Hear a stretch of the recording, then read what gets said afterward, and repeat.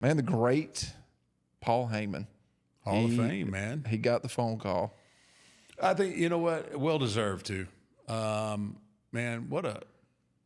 he is, not only has he got like a brilliant mind, like a brilliant wrestling mind, but man, even for as long as he's been involved in the business and around, he's still so passionate. And he's one of those guys, like Paul Bearer was the same way with me. Like when he was managing Brock, and obviously now he's managing, Roman Reigns. He is so invested in those guys and their well-being, their decision-making.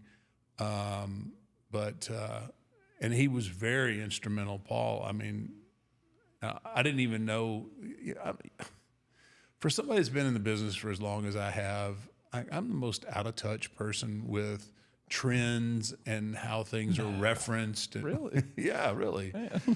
I didn't even know there was a thing until like in the last, maybe the last 5 to 10 years that it was a thing to be a Paul Heyman guy. Really? I did. Yeah. So I love Paul Heyman. No. But there's like the guys that work for him, like with ECW. Oh, you're talking about a guy that's been managed by Paul manage him, or that Paul's had his hands on. You're like, oh, he's a Paul Heyman guy, right? I was probably one of the originals. Yeah. Not even really aware of it because he managed. He was managing me. When I went solo in WCW after Danny left, they put Paul with me, and he was so instrumental in like keeping me sane, really, because I was so frustrated there with what they were doing with me, and obviously the infamous meeting that I had with WCW's upper management, and he was such an advocate for me in the sense of getting me to Bruce, who would eventually get me to Vince and that whole thing. But he was a little better off than I was. Like I wasn't making any money. A lot of times, he would just pick up the rental cars instead of us splitting it, or he'd help me out when he could. And but the biggest, obviously the biggest contribution on my part with him was just that connection to get me out of WCW and into, just into an opportunity. Yeah. With WWEF, whatever. What is that? What's that manager role like? I think it's always weird. Like you look at a manager, like what's his outside of the storytelling that they can do outside that ring, and being able to, typically every single manager has to be really good on the mic and stuff like that, right? But what does it look like backstage? What is that relationship? It was a guy like a Paul Heyman. Did he feel like he was really my manager, like he was really my advocate? Was he that type of person even backstage? Yeah. There's a lot of time, and Paul, if he's passionate about an idea, or his guy is passionate about an idea, I mean, he will flat out go to battle, right? I mean, and it's not his hill really to die on, but he will. Yeah. I mean, he truly is representing what they feel is the best move for where they're positioned. And not every manager is like that. Not every manager is not as invested as Paul. Yeah. Paul is. I mean, Paul can be brash, and he can say some things that ruffle your feathers, but overall, he's very smart about the business. Did he have input on the matches, like for different things that would happen during the match? Like, let's say, you and Roman were going to wrestle, and You've got Paul is, Roman's guy or whatever. And you and Roman are going to sit down and have that conversation maybe before you go out, whether it's that morning or, leading up to the match. Does Paul sit down as well and put any input? Oh, yeah. Yeah. Oh, yeah. He's totally invested. Yeah. And a lot of times, too, he'll go and relay things that maybe like his guy doesn't want to do. Hey, what do you think about this? Paul earns his money, man. He does a really, really good job of advocating for his guys. And, like I said, not everybody's that invested, but he'll fight and argue and try and get his point across and change people's minds. And, that's what you want. You as a talent sometimes, like you're trying to focus on, okay, I have to focus on this match and whatever that might be. So it's nice to have somebody who is so knowledgeable of the business going in there and not necessarily say politicking, but being an advocate. Yeah. I've used that word a couple times now, but doing the dirty work kind of part of it. And he's got the gift of gab. Another one of those guys that not quite as good as Vince, but he could sell quite a bit of ice to Eskimos. I can imagine.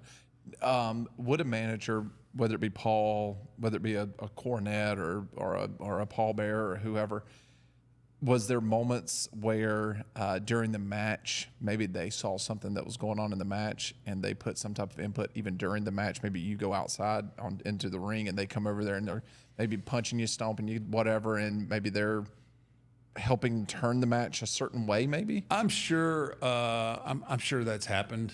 I don't ever recall it happening with me, but I'm sure. Like there's just certain times certain guys get in situations where they don't know what to do, and I think he would definitely be one of those guys. Like, okay, hey, you need to you need to bring it now. You need to get up there and bring it to him. And I would imagine there's guys like Paul and Bear and Cornette and stuff that could stand outside that ring and see, man, this match ain't going great. Right. Right. And those were the types of guys that could bring influence into a match and get the crowd, especially like a Cornette, right? Yeah. And a Paul Heyman, who are just heels beyond heels, in their own right. Even if the Midnight Express was, baby faces, Cornette could. Oh, absolutely. He was a heel no matter what, right? Oh, yeah. And I would imagine there was nights where they could look out in that crowd and the pop wasn't there. The match might not be going the way they think it should be going. It might not be just crisp.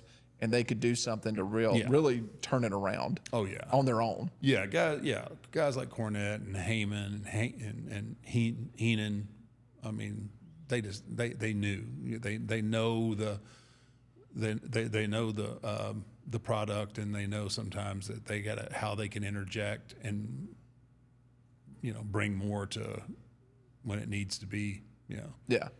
And then like guys like that Cornette and Heyman, they've run territories, so they know every aspect of the industry. So it's like, okay, they're in a position where you can listen to them, and it's not like certain managers that have never taken bumps or never worked or had psychology.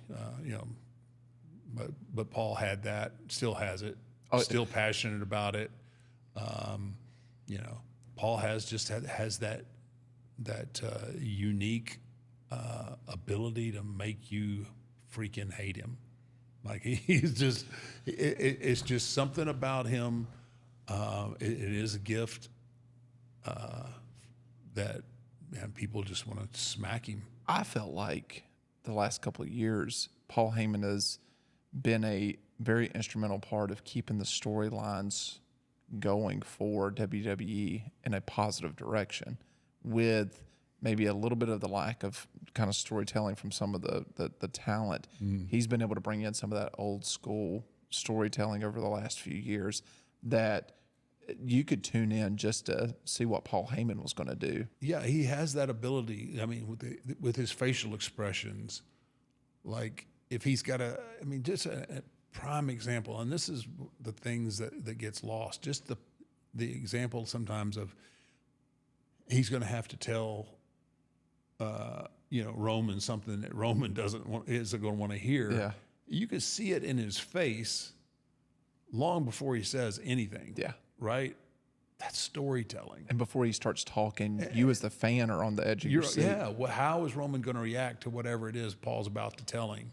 And then just the angst and the anxiety that Paul creates within his face, and then the stuttering and the nervous dialect. And I mean, that's such a gift that not everybody. They know he's different, but they don't sometimes they don't really understand what all he's doing, because it's so subtle sometimes, but it's so vital to the overall story that they're telling. I mean, and that's probably one of the key roles to being a great manager, is you're not the steak. Yeah. But you might be some good mashed potatoes. I mean, why are most managers heels, you think?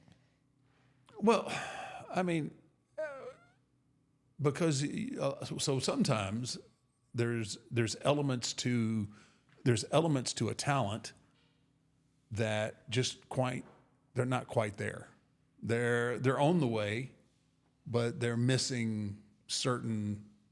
They're just missing certain qualities that might, hinder them. And then you have managers who can kind of fill those voids with the fact that, okay, you have this guy. Like there's so many different stories. Like, is this manager using this guy for his own benefit? Is this guy, they're accent pieces, and then just some of them are just on different levels. Yeah. But you usually have heels managers. The babyface doesn't need help in a bad situation, right? I mean, that's the whole thing of being a babyface, is overcoming all obstacles. Because your manager's always going to interfere in the match. Yeah, at some point the manager is going to have a role. Yeah. It's going to give you that moment, that extra moment that you need to get your strength back, or after babyface has kicked your ass, or some way to distract or get the referee's attention. I mean, that's just wrestling 101, man.